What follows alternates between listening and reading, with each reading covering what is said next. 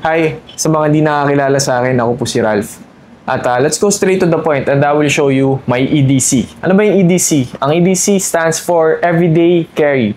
So, ngayon papakita ko sa inyo yung aking everyday carry bag which is the 511 LV8. LV8 stands for low vis, 8 stands for 8 hours. Ibig sabihin, yung mailalaman mo daw dito sa bag na to na kakailanganin mo sa buong araw is good for 8 hours. Actually, ang una kong binili talaga ay yung LV10 ng 511. Kaso, na-realize ko na masyado pala siyang malaki para sa akin. Kasi hindi naman ako nagdadala ng mga 14 inches na laptop. So, nagustuhan ko dito sa LV10. Alam naman natin yung 511 brand. Usually, yung gumagamit yan mga law enforcement, mga sundalo, mga police. So, ang nagustuhan ko dito, yung logo na 511 is pwede mo siyang itago. Yan. Yung logo tab. Doon, maliit lang naman. Pero of course, doon sa mga taong nakakaalam, brand na 511, once nakita nila na suot mo yan, automatic yan. Lalo na kapag doon sa mga taong nakakaalam, may sign, may hint na agad kung ano bang klaseng tao ka. So, yun yung advantage nitong LV. So, sling siya, ganyan. Ayan. And later on, I will show you the functionalities of this bag. So, dun muna tayo sa main compartment. So, sa main compartment, may mga laser cut kasi na molly dito. Ayun pa nga pala isang advantage ng bag na to. Wala siyang molly system sa labas. Alam mo naman, pag yung bag may molly system, alam natin na, oh, siguro tong tao na to, law enforcement. Alam mo yun, pag may mga bad guys sa paligid na nagkaroon ng krimen, advantage mo yun na hindi ka nila manotice as someone na maaaring maging threat din sa buhay nila. O baka hindi ka nila uunahin, di ba? Sa main compartment, meron akong whistle. Importante ito, especially when you are living in an urban environment. Sa city, patrap ka sa building, kaysa mapagod ka kasisigaw ng kasisigaw, gumamit ka na lang ng pito. So, meron tayong pito. Next, meron tayong lighter. Very self-explanatory na itong lighter. Pero, what's different about my lighter is that binalutan ko siya ng duct tape. Can be used as a fire starter. Kasi yung duct tape, it burns longer, ano? Kunyari, magsisindi ka ng apoy. Kung saan ka man, kailangan mo magluto. So, sa halip na nakababad na ganun yung lighter mo, ang apoy, pwede yung duct tape na lang, pumunit ka. Tapos yun yung sindihan mo.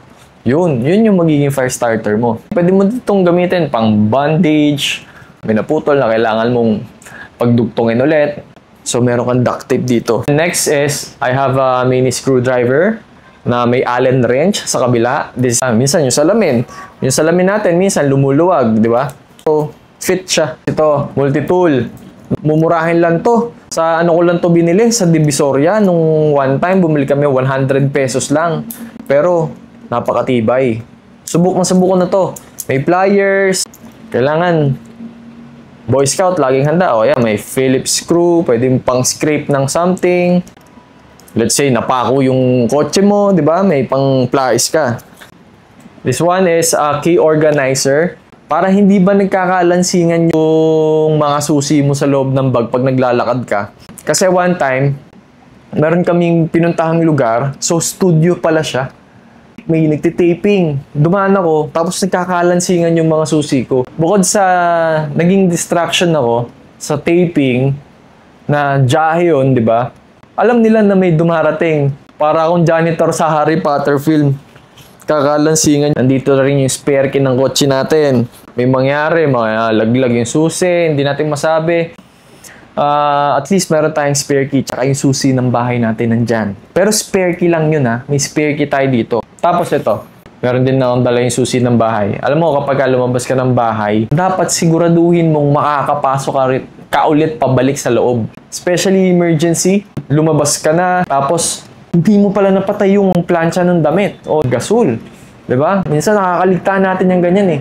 Importante na laging dala mo yung susi ng bahay mo. Dito, may nakatouch din tayong flashlight. Ito ay yung Nikon. AAA battery lang ito. Especially kapag kami nalaglag kang gamit sa loob ng sasakyan. Tapos gabi. Ibang bagay yung meron kang flashlight. O di kaya, may hahanapin ka dito sa bag mo. Hindi mo makita kagad. At least ito, hindi mo na kailangan bumunot pa ng cellphone para mag-turn on ng flashlight. Kasi nandito lang din yan sa loob ng bag. Diba? So kung may hahanapin ako sa bag ko, Hindi ko makita gabi. Oh, nasa farm ako. At least meron tayong source of light. Kaya, meron din akong dala syempre, spare batteries. Yan. Kasi hindi natin masabi kung kailan siya malulobat. Bumili na rin ako sa Lazada ng battery organizers para hindi sila pakalat-kalat sa loob ng bag. Syempre, magkakaumpugan yung mga yan, mapipingkot yung batteries. Please, organize sila at hindi sila nakakabanggaan. Flashlight na naman. This is my favorite. Regalo to sa akin ng asawa ko. Ito yung LED lenser. Mamaya, papakita ko naman sa B-roll. Yan, yung LED lenser. Hindi ko maalala ko ilang lumens to, pero sobrang liwanag nito, guys. Dalawang modes.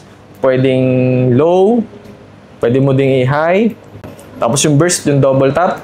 Ayan. Tapos, ang kagandahan dito, meron siyang function na pwedeng mag-alert sa mga tao sa paligid mo kapag may emergency ka. Meron siyang, pag hinila mo lang tong tab na to. Diba? I would recommend, mga kababaihan, bumili kayo nito. Lalo sa mga naglalakad sa madilim, may gagawa na masama sa inyo, hilahin nyo lang yan, no? Maririnig yan, dinig yan ng mga tao sa paligid. Tapos pwedeng ma-disorient din yung let's say, hold-upper, or kung sino mang mga masasamang tao sa kadiliman. Siguro, nasa mga, hindi ko na maalala kung magkano ang presyo nito, nasa mga 1,500 o 2,000, something like that. Yun yung presyo nito. Tapos ito, lanyard, ano lang to? Nakita ko lang to sa dating console ng Nintendo Switch ko. So, ginamit ko na.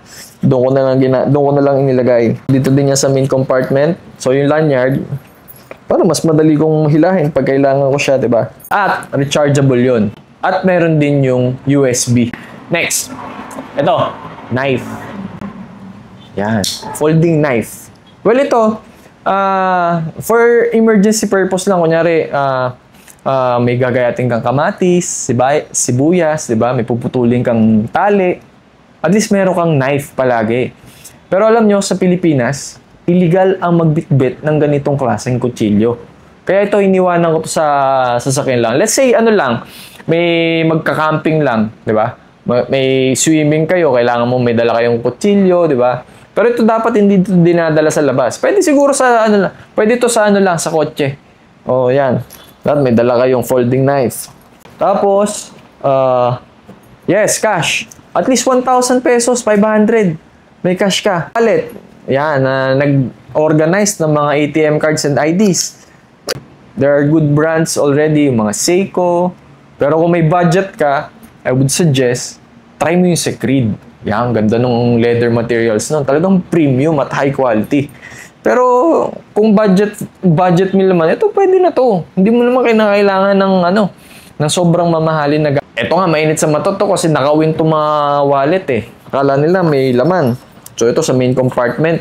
I do have some eye drops here. Meron po allergic rhinitis.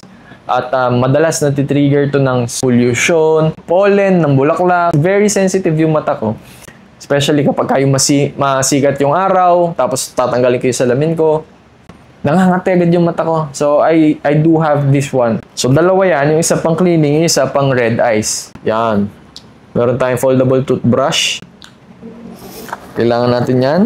Kumain tayo sa mga restaurants. Kasi kumain ka ng sinigang na bangus. Meron din tayo mga pills for anti-acid, for flu, o Biogesic. Ayan. Biogesic, baka naman. Palagi tayong merong ganito just in case mama yung pangaramdam natin. Meron pa akong Diatabs pero nagamit ko yata one time. Hindi ko na-refill. Pero buti na lang, nagbungkal ako ng bag. At least ngayon, marirefill ko siya. What's good about this bag is that you can fit an iPad Pro 11 inches ba to? Basta yung smaller size nung iPad M4. Yan. Na naka-case pa. So, fit na fit ito dito sa 511. Medyo snug, guys. Medyo snug, pero it works. Ayan, it works naman. Hindi naman maiipit yung iPad. Mapoprotektahan naman siya. Para okay na rin. Kung bakit nakipag-swap ako ng bag. So, LV nga yun before. Sobrang laki kung makalug-kalug yung iPad ko. Sakto sa katawan ko. given na ang height ko is 5'6" lang, ideal na talaga ito para sa atin, itong bag na to. Yan. One more thing. This one is concealed carry weapon. Ready. Meron itong tabs dito na pwede mong gamitin to use for quick draw. Yeah, kung you are legally allowed to carry a firearm, pwede ito. Maganda ito. Sa atin, bawal yung naka-holster na nakadikit sa katawan. Pag ito ang bag mo, pwede mo na itong pwede pang carry ito ng armas. So, meron siyang strap. Ngayon, ako, nakakabit lang ito, kutsilyo. Just for for the reference. May kutsilyo ko dito. I-attach lang natin ito via Velcro. Yan. Tapos, i-close natin yung bag. Tapos, meron siyang quick draw tab na ito yung hihilahin mo. So, nakalabas na yung armas mo kung ano man. So, yan yung purpose nito. Okay, next, may dalang phone. So, meron tayong iPhone 15 Pro. Especially, kailangan mong tumawag sa loved ones mo. Mag-update ka na kung nasan ka na, di ba? May katransaction ka. Kailangan meron kang phone. At dapat may load. May data all the time. So, iPhone, maganda yung camera and everything. But I also do have a Xiaomi 13 Lite. Why? Kasi mas para sa akin, hindi ko alam pero kapag itong ginagamit kong for internet, parang mas mabilis yung connectivity ng Android compared sa, hindi ko alam. Pwede nyo ilagay sa comment section yung experience nyo. Pero, kaya ko lang dinadala to is because of its connectivity. Yung internet niya, mabilis. So, i-hotspot ko lang, tapos wifi ko lang, yung phone ko, i-connect ko lang via hotspot, yung ginagamit ko for data connectivity. Tapos dito din nakalagay yung yung mga Lazada, Shopee. Hindi ko masyado hinahawakan. For internet lang talaga, ang bilis. Sobrang bilis. Ang main phone ko, ito yung lagi kong hawak, dito ko lagi nakatutok. Dito wala dito yung mga Lazada, Shopee, and everything. So, nakakaiwas tayo sa mga sa kaka-add to cart ng kaka-add to cart. Next, na ADC ko guys, this one. Watch. Kailangan may watch tayo. This is the Garmin 965. Forerunner 965. Mid-range siya ng presyo sa Garmin. Bago pa lang. Hindi ko pa siya masyado na-explore. Pero dati, ang ginagamit ko is yung Apple Watch. Napansin ko at saka nabasa ko sa mga reviews na yun nga, ang hassle ng paulit-ulit kang magcha-charge. Nung bagong bili ko pa lang, okay.